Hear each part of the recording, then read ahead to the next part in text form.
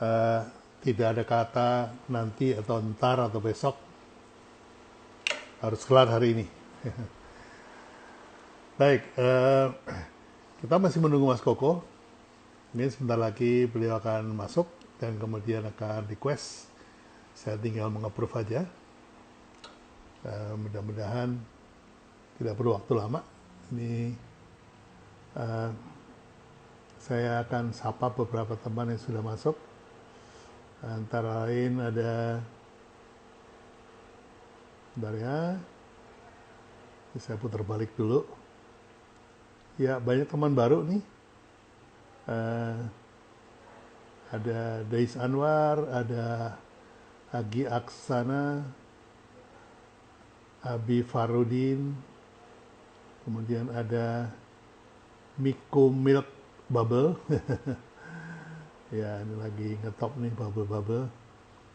Eh, Denok 94, ya Pak Abi selalu on time. Ya, emang saya biasanya on time. Tadi telat beberapa menit karena lagi azan. Monggo Edi on 7, kalau mau isak dulu silakan. Eh, Sholat lebih penting dari live saya, tinggalin aja nggak masalah. Nanti bisa langsung nyambung juraganku. Kemudian ada Farul Muiz, ya ini saya masih menunggu Mas Krisdayanti 1430, ya. Kemudian ada Prakar Saryo, ya. Kemudian ya ini saya belum. Nah, Mas Koko sudah request untuk live. Kita tunggu Mr. Rockstar kita. Ini luar biasa, Anda harus manfaatkan untuk banyak bertanya. Selamat malam Mas Koko. Halo, Assalamualaikum. Assalamualaikum warahmatullahi wabarakatuh.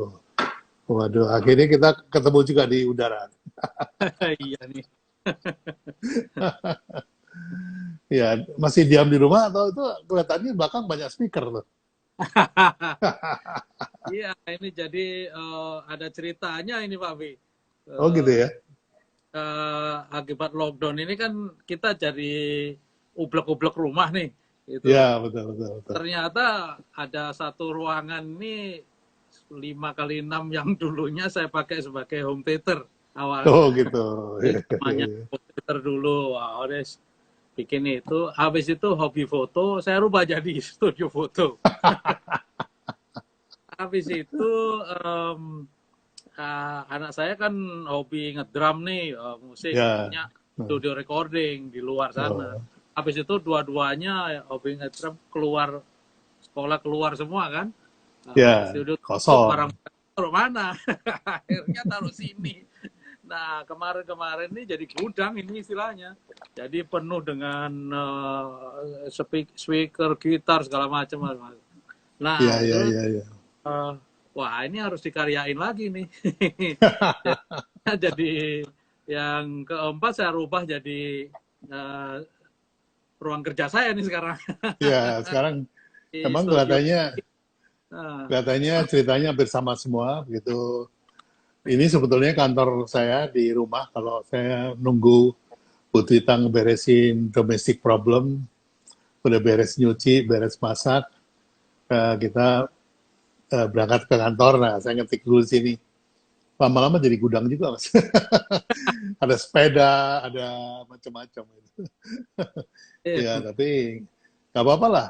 Itu romantismenya, indahnya di situ. Oke, eh, Mas Koko, saya tadi sudah sedikit memberikan prolog, tapi nggak lengkap. Emang ya. bagusnya Mas Koko sendiri memperkenalkan diri pada teman-teman, mungkin ada yang belum kenal, tapi siapa sih yang nggak kenal Mas Koko, kan semuanya sudah kenal. Silakan Mas Koko, monggo, silakan. Oke, makasih Papi ya. Ini terima kasih kesempatannya untuk bisa bincang-bincang nih. Saya nih sebetulnya em, dunia kuliner yang saya geluti udah 25 tahun lebih ya gitu. Jadi 20 tahunnya sendiri itu di McD. Mulai dari McD pertama buka di Sarinah, sampai dengan 127 ya, itu 120 berapa gitu itu saya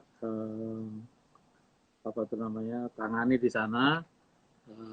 Kemudian setelah 2011, jadi itu udah 20 tahun saya istirahat aja.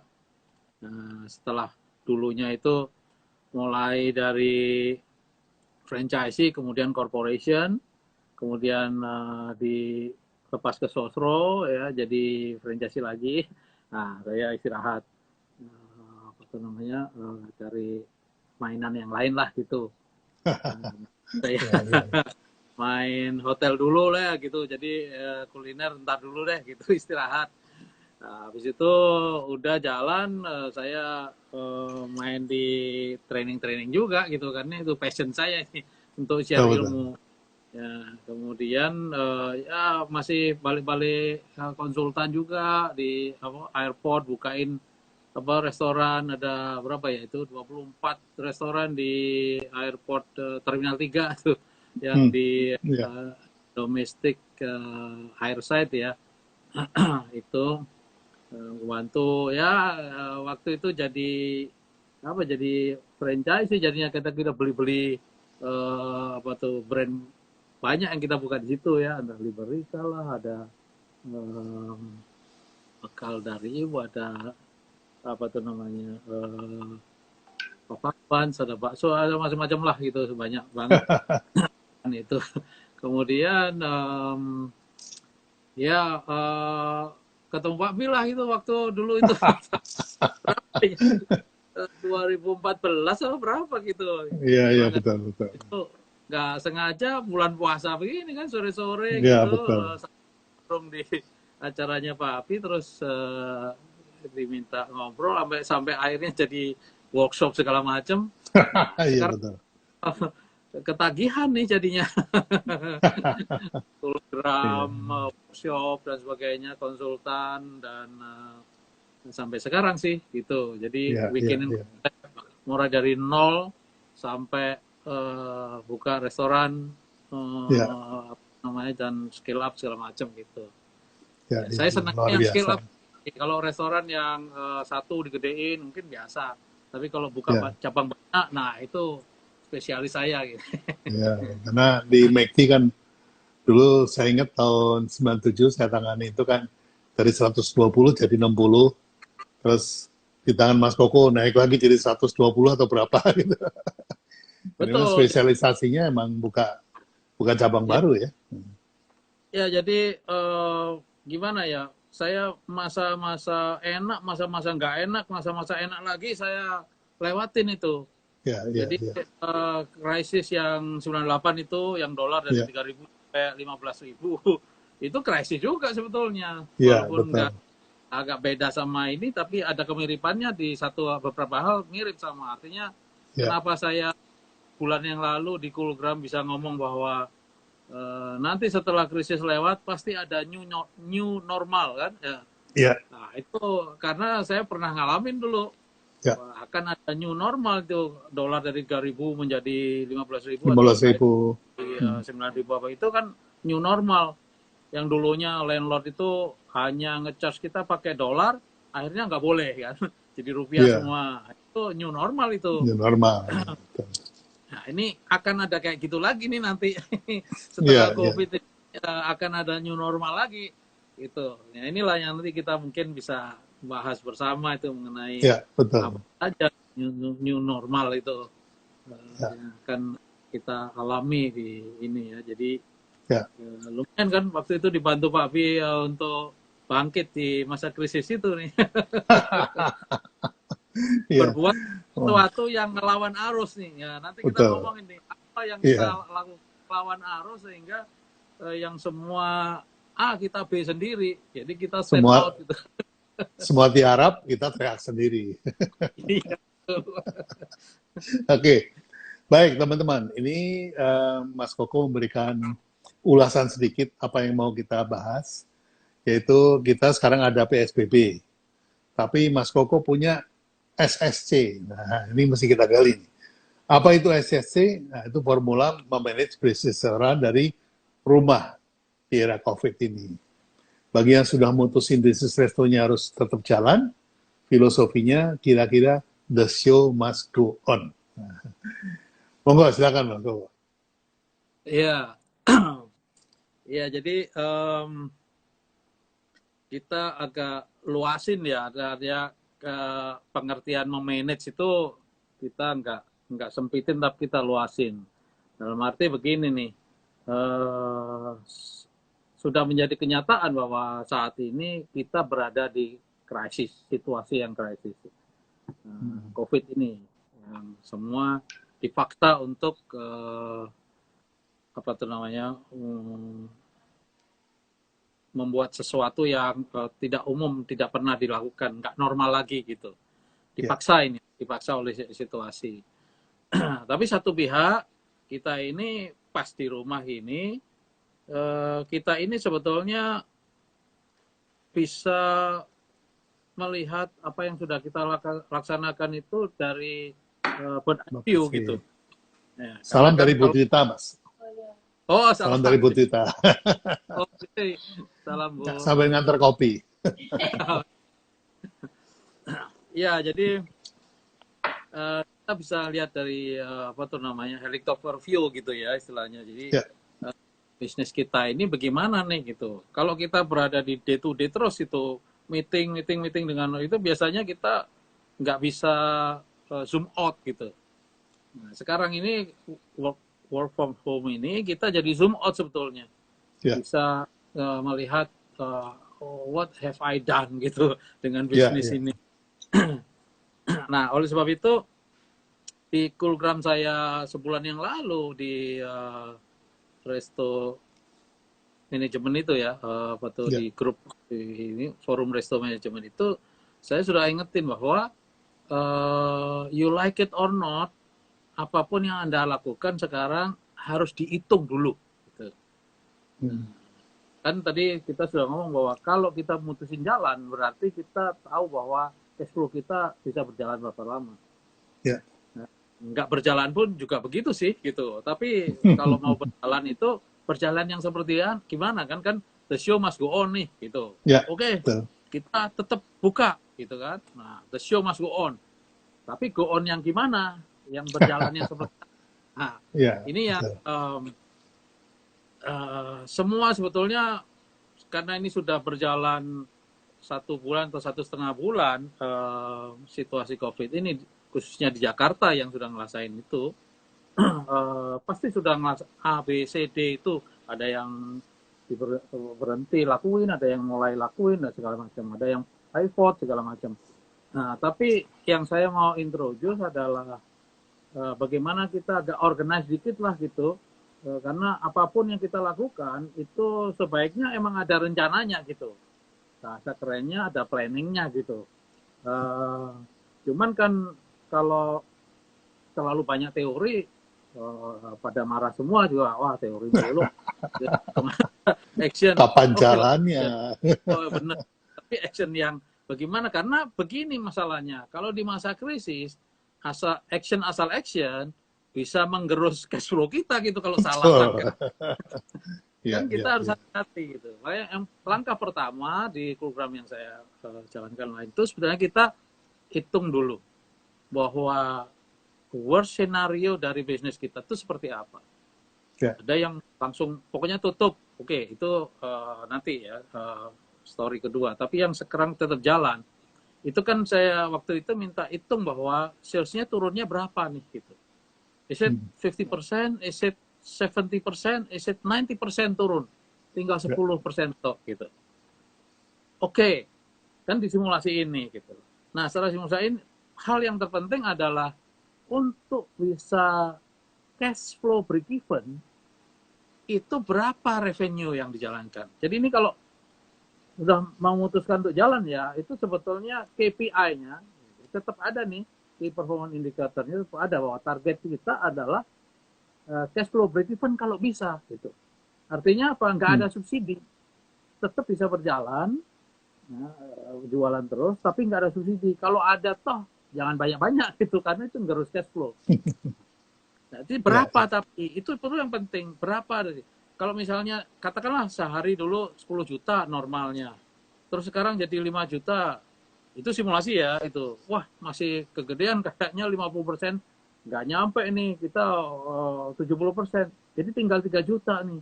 Nah, 3 juta itu udah cash flow break even apa enggak? Ya enggak dong.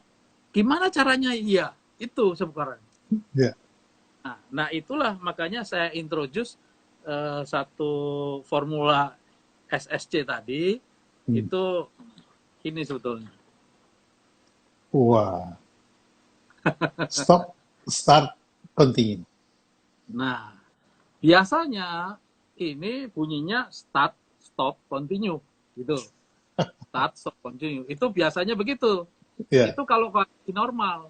Kalau Yeah. tahun 2019 kemarin membuat planning untuk 2020, bunyinya start, stop, continue. Stop. Apa yang akan kita lakukan di tahun 2020, apa yang nggak berhasil atau nggak berjalan di tahun-tahun yang lalu, kita stop. Apa yang kita terusin, gitu. Nah, kalau krisis, enggak. Krisis adalah apa yang kita stop dulu, gitu. Pertama nih, apa yang kita stop dulu. Nah, ya, yang kita stop bisa, oke lah, jangan, pertama pasti jangan bayar dulu, gitu kan. Yang harus bayar account payable itu stop dulu, gitu. Nanti setelah itu start negosiasi, gitu kan. Stop dulu. Habis itu kalau terus mau jualan, kita stop menu-menu yang nggak fast moving, yang nggak laku-laku jangan dijual dong, itu apa tuh namanya, ngabis-ngabisin cash flow gitu. Yang laku aja yang kita jual, mungkin cuma 5 menu atau berapa menu itu udah cukup itu, karena kita perlu cash flow kita rapi. Dan banyaklah itu pasti apa yang sudah Anda lakukan di list aja, apa yang sudah di stop gitu. Ya stop pasang AC, apa stop matiin AC lah, apa gitu, segala macam gitu. Nah, setelah itu yang kedua baru start. Apa yang akan kita start kalau kita continue? Nah, start ini pesan saya ada 2. Yang satu adalah deal dengan krisis sekarang ini. Artinya gimana kita tetap bisa berjalan tapi bisa mencapai cash flow break even. Apa aja kita lakuin nih? Ini asal halal ini. Itu asal bisa mencapai cash flow break even, pasti nggak mengganggu cash flow kita gitu. Cadangan cash flow dia nggak terganggu, kita bisa berjalan. Yang kedua, yang B adalah mikirin ntar nih kalau COVID selesai, itu apa yang terjadi, apa yang kita lakuin gitu. Karena pasti ada new normal gitu. Katakanlah social distancing friendly gitu. Jadi kalau restoran yang nggak social distancing friendly, nggak dilirik sama customer. Karena pada takut semua nih, wah kok empang-empangan begitu, kok masih jajar-jajar gitu. Wah ini bahaya. Tapi kalau kita sudah mulai dari sekarang planning bahwa nanti nih berarti layout restoran saya harus berubah nih. Gitu. Saya rubah sekarang aja. Nah, inilah saatnya kita ini mikirin ntar gimana. Nah, start itu yang start gitu. Itu ada banyak ya, nanti di list apa aja gitu. Nah, salah satunya itu. Terus apa yang kita akan continue? Start, stop, start, dan continue. Apa yang kita terusin jalanin gitu. Kalau sekarang atau kemarin-kemarin ini lagi ekspansi, kita continue ekspansi apa enggak? Nah, nanti kita ngomong gitu. Itu menarik nih. Kita yang scale up ini berhenti apa enggak? Nah, ini nanti tapi ya. Disimpan dulu nih. Nah, kira-kira itu dulu Pak sampai situ. Stop, start, continue. Ya. Jadi teman-teman itu tolong catat, ini resep andalannya Mas Koko di zaman krisis. Beliau pernah ngalamin soalnya. Stop, start, continue. Nah, yang stop itu di list down, kemudian yang start di list down, dan yang continue di list down. Jadi biasanya kalau dalam keadaan normal, menu itu sampai 25 gitu ya. Saya sering ingetin teman-teman, Mas Koko sering ingetin teman-teman, top 10-nya apa gitu ya. Jadikan main menu, kemudian sisanya kita jadikan secondary menu. Nah, yang top 10 ini kita klasifikasi lagi, mana yang bahan bakunya sama sama mana yang bahan bakunya itu harus cross gitu ya. Nah, Ya. itu nanti lebih detail nih Mas Koko lah. Saya cuma dengar-dengar aja. Oke. Nah, Mas Koko juga bilang bahwa eh, yang go on ini kayak gimana gitu ya. Karena Anda jangan lupa bahwa kita ini dipaksa di rumah. Nah, semua orang dipaksa di rumah. Ini sesuatu yang tidak hanya terjadi di Indonesia, tapi di seluruh dunia. Jadi COVID ini bukan cuma local event, tapi ini adalah sebuah world event. Yang kalau McDonald harus keluar dana untuk melakukan seperti ini, berapa juta dolar harus dikeluarkan untuk ini. Ini gratis, dibikinin oleh semua negara, ada world event yang namanya COVID-19. Jadi kalau kemudian Anda survival itu masuk ke masker atau kemudian masuk ke APD itu given. Nah, sekarang ada lagi yang given nih. Semua orang tinggal di rumah dan itu event dunia. Everybody stay at home. Nah, stay at home ini merubah perilaku apa dari yang the old normal menjadi the new normal. Ini perubahan ini mesti kita identifikasi dulu. Setelah itu, apakah perubahan ini akan seterusnya, ataukah berhenti ketika COVID lewat? Nah, ini frameworknya harus seperti itu. Nah, Mas Koko akan tidak membahas yang di old normal ya, itu udah lewat. Sekarang justru kita identifikasi perubahannya itu apa, dan mana yang kira-kira bakal menjadi the new normal, ataukah kembali ke the old normal. Contohnya tadi Mas Koko bilang, apakah self-distancing itu akan menjadi the new normal yang berlanjut ke depan? Apakah delivery akan menjadi the new normal berlanjut ke depan? Karena sekarang ini perilaku orang di rumah sudah berbeda sekali. Kalau tadinya itu jam 6 pagi bangun, kemudian mandi, sarapan, berangkat kantor, jam 12 makan siang, jam 5 sore ke kafe, sampai jam 7 pulang di rumah, me time gitu ya Mas ya. Sekarang Ya. berubah. Sekarang dari jam 6 pagi sampai 24 jam di rumah terus. Apakah perlu bangun pagi? Wah, ngapain jam 6 kita nggak ke kantor, udah leyeh-leyeh dulu kan gitu ya. Kemudian mandi, ngapain mandi? Udah kerja pakai celana kolor nggak bisa. Ini juga live ini pakai celana kolor, Mas, cuman kaosnya aja. Ya bagus. Mas Koko pasti sarungan ini. Nah, tapi itu menjadi the new normal kan. Jadi, nah ini Mas Koko mengajak mengidentifikasi hal-hal seperti ini supaya nanti yang dijelaskan itu framework-nya masuk. Silakan Mas Koko. Monggo. Sekarang saya coba tes dulu nih. Anda baca ini tulisannya kebalik apa enggak? Pak Bi baca ini kebalik apa enggak, Pak? Kebalik. Nah, baca ini kebalik apa enggak? Enggak kebalik. Ini saya perlu mikir loh bikinnya ini. Saya juga mikir tadi, kok nggak kebalik loh itu.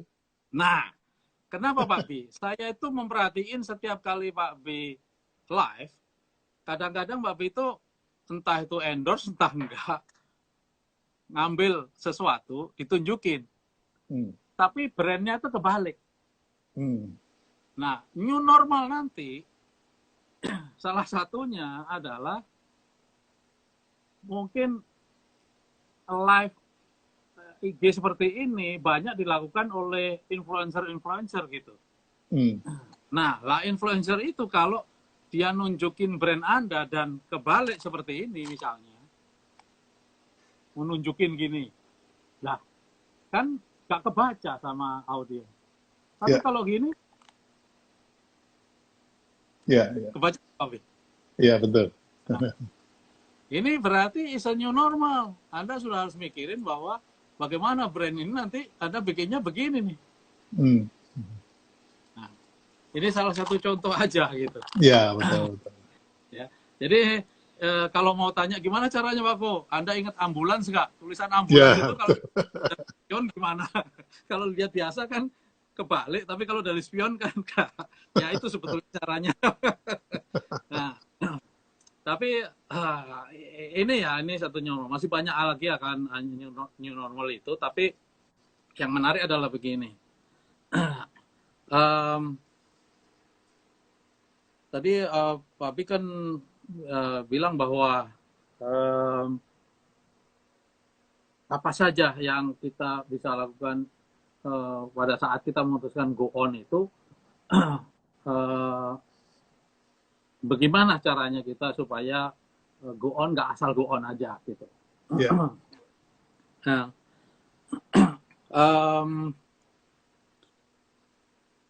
ada beberapa hal yang saya ingin sampaikan.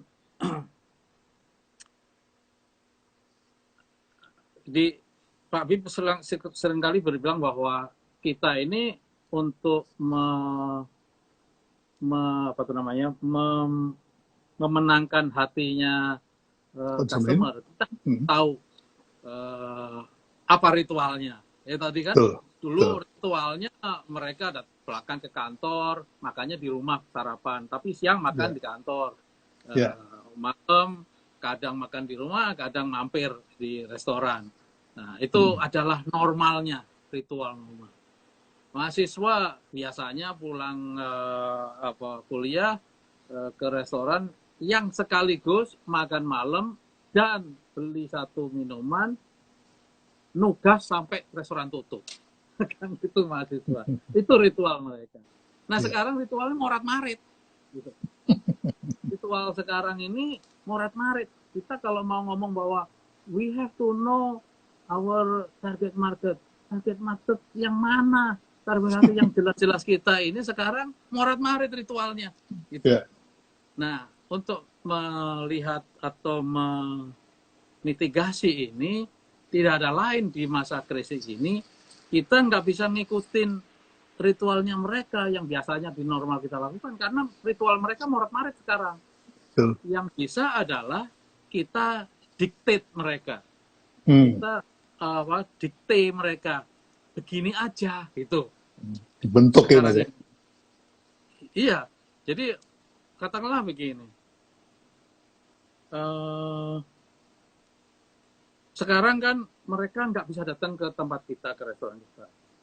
Tapi mereka tetap di rumah dan perlu makan. Berarti kan makanan kita harus nyampe ke sana gitu.